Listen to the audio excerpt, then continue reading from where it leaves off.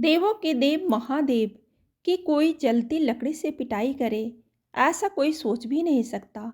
लेकिन यह बात बिल्कुल सच है। बात कुछ 1360 ईस्वी के आसपास की है। उन दिनों बिहार के बिस्फी गांव में एक कवि हुआ करते थे। कवि का नाम था विद्यापति। कवि होने के साथ साथ विद्यापति भगवान शिव के अनन्य भक्त भी थे। उनकी भक्ति और रचनाओं से प्रसन्न होकर भगवान शिव को इनके घर नौकर बनकर रहने की इच्छा हुई। भगवान शिव एक दिन एक जाहिल गवार का वेश बनाकर विद्यापति के घर आ गए। विद्यापति को शिव जी ने अपना नाम उगना बताया। विद्यापति की आर्थिक स्थिति अच्छी नहीं थी, अतः उन्होंने उगना को नौकरी पर रखने से मना कर दिया। लेकिन शिव जी मानने वाले कहाँ थे। सिर्फ 2 वक्त के भोजन पर नौकरी करने के लिए तैयार हो गए। इस पर विद्यापति की पत्नी ने विद्यापति से उगना को नौकरी पर रखने के लिए कहा। पत्नी की बात मानकर विद्यापति ने उगना को नौकरी पर रख लिया। एक दिन उगना विद्यापति के साथ राजा के दरबार में जा रहे थे।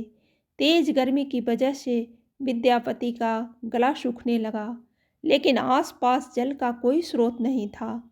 विद्यापति ने उगना से कहा कि कहीं से जल का प्रबंध करो, अन्यथा मैं प्यासा ही मर जाऊंगा।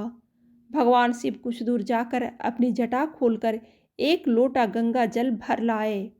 विद्यापति ने जब जल पिया तो उन्हें गंगा जल का स्वाद लगा और वह आश्चर्यचकित हो उठे कि इस वन में जहाँ कहीं जल का स्रोत तक नहीं दिखता, यह जल कहाँ से आया, वह भी ऐसा जल जिसका स्वाद गंगा जल के जैसा है।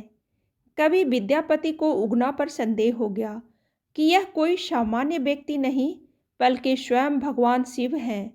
अतः उगना से उसका वास्तविक परिचय जानने के लिए जिद करने लगे। जब विद्यापति ने उगना को शिव कहकर उनके चरण पकड़ लिए, तब उगना को अपने वास्तविक स्वरूप में आना पड़ा। उगना के स्थान पर स्वयं भगवान शिव प्रकट हो गए।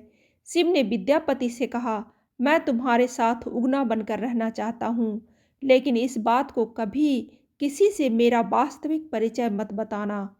विद्यापति को बिना मांगे संसार से ईश्वर का सानिध्य मिल चुका था। उन्होंने शिव की शर्त को मान लिया। लेकिन एक दिन विद्यापति की पत्नी सुशीला ने उगना को कोई काम दिया। उगना उस काम को ठीक से नहीं समझा और गलती कर बैठा। सुशीला इससे नाराज हो गई और चूल्हे से जलती लकड़ी निकालकर शिव जी की पिटाई करने लगी। विद्यापति ने जब यह दृश्य देखा तो अनायास ही उनके मुख से निकल पड़ा, ये साक्षात भगवान शिव हैं, इन्हें जलती लकड़ी से मार रही हो।